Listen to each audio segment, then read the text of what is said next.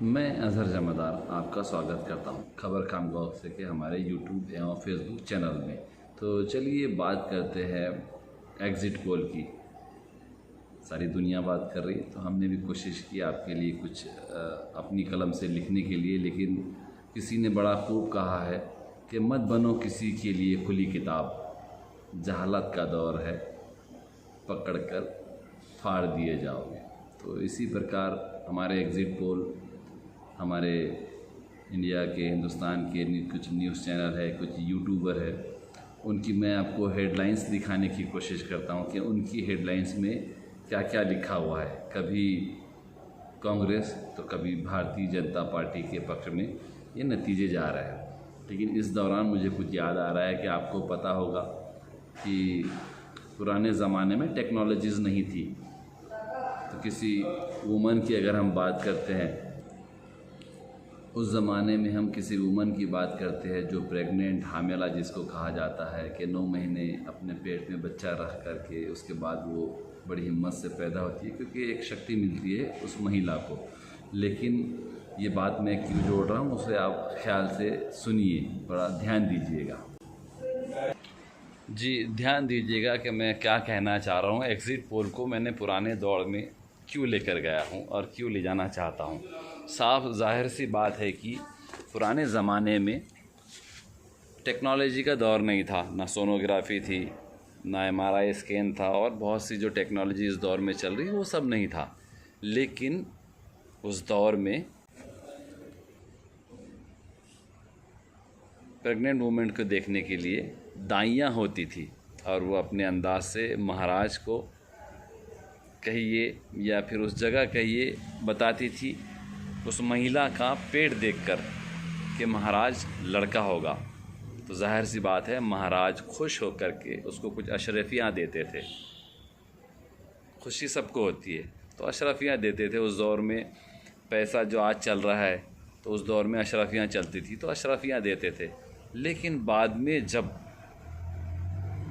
वो लड़का नहीं होता था, लड़की होती थी, तो महाराज जो है तो अशरफिया की जगह कुछ सज़ा भी दिया करते थे कि हाँ आपने झूठ कहा है।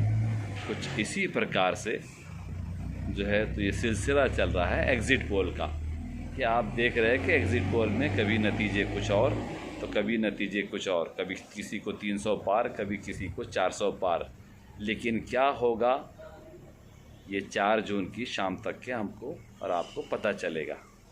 तो चलिए मैं कोशिश करता हूँ कि वो आपको दिखाऊं कि कौन सा चैनल, मैं नाम नहीं लूँगा किसी के, ये कौन सा चैनल किसको क्या पार करवा रहा है।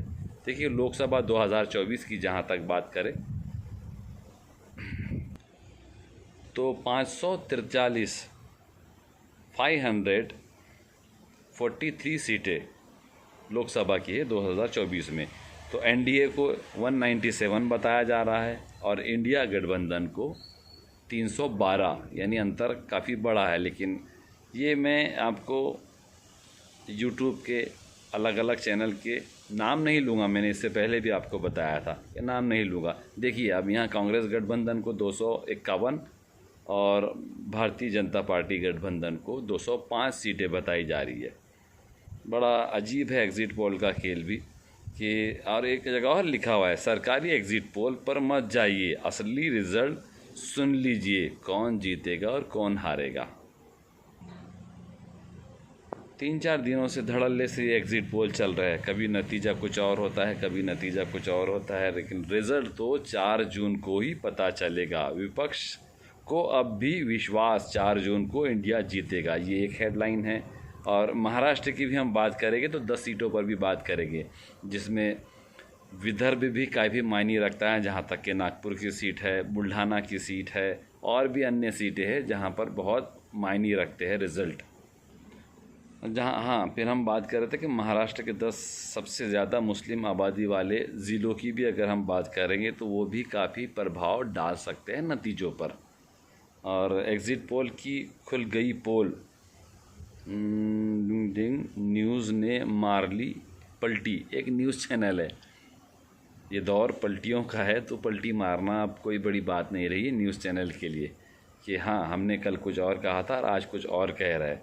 एनडीए की घटा दी 100 सीटें, एक चैनल है, बड़ा नामांकित चैनल है, ये सब यूट्यूब पर और फेसबुक पर चल रही है, वो कहानी बता रहा हूँ। सच और झूठ का फैसला मैं नहीं कर पाऊँगा और ना मैं करता हूँ, तो कोशिश कीजिए कि आप भी वहाँ तक पहुँचे कि हाँ सच झूठ के फैसले में मेरी आप मदद कीजिए कि हाँ क्या सच है और क्या झूठ है।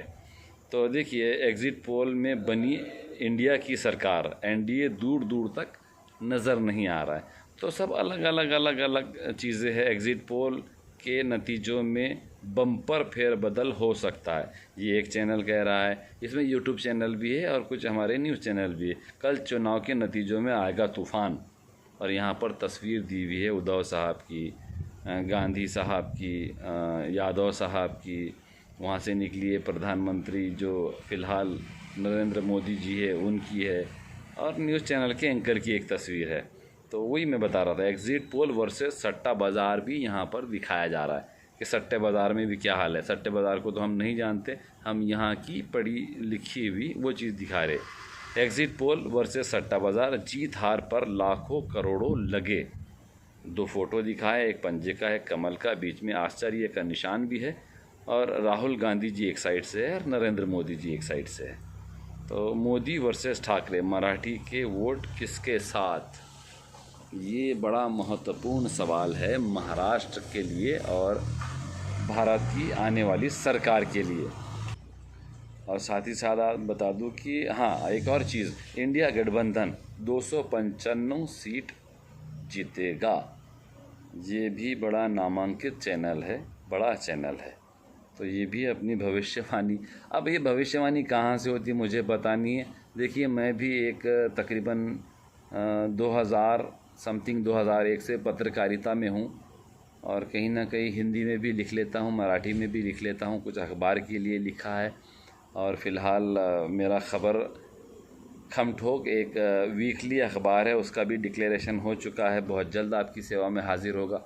लेकिन मुझसे अभी तक, अब आप आम जनता की बात तो छोड़िए, मुझसे अभी तक एग्ज़िट पोल वालों ने कभी कहीं कोई मुलाकात करने की ना कोशिश की, ना मुझे कोई दिखाई दिया कि चलो मैं भी अपनी बात रख लेता हूँ। तो एग्ज़िट पोल किस भरोसे पर, किससे बात कर कर और कैसे होते हैं, इसका अंदाज़ा आप लगा सकते हैं। इंडिया गठबंधन जीतेगा 295। अच्छा, मतगणना वाले दिन रहना होगा सावधान। ये एक यूट्यूबर है, पहले एक न्यूज़ चैनल पर अपनी एंकरिंग करते थे, शायद इनको भी जो है तो न्यूज़ चैनल ने निकाल दिया, तो अपना खुद का चैनल बना कर बैठे। एग्ज़िट पोल से आया भूचाल, पीएम मोदी हैरान। ओहो, तो ये अलग अलग है सबकी। अच्छा, 4 जून को ये हुआ तो राहुल अखिलेश के साथ हो जाएंगे अवेसी।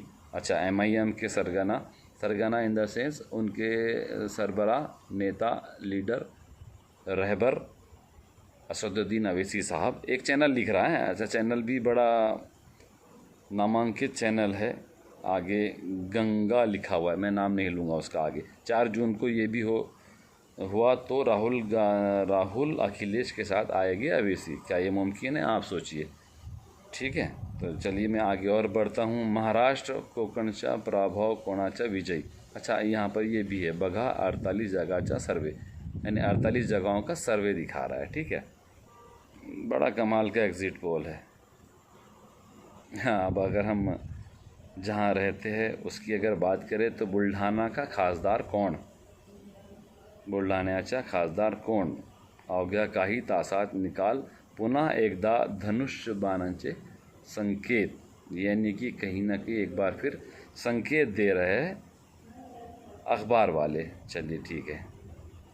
और इस दौरान एक मैसेज भी घूम रहा है कि सर्व राजकारण प्रेमी, दिनांक 4 जून 2024 रोजी सकाळी लोकसभाची मतमोजणी होईल व जो काही निकाल लगायचा तो लागेलच। मतलब कि जो कोई निकाल निकलना है वो तो निकलेगा ही, लेकिन अपनी आप मोहब्बत कायम रखिए, क्योंकि हमारे और आपके घर में कोई मरता है तो नेता नहीं, हमारा पड़ोसी आता है।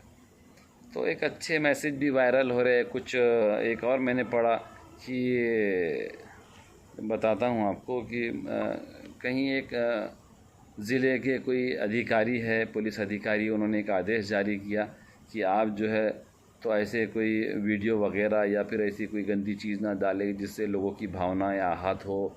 और बहुत सारी इंस्ट्रक्शन दी हुई है, डीजे पर दी हुई है, बिना परमिशन के आप रैली वगैरह ये सब नहीं निकाल सकते।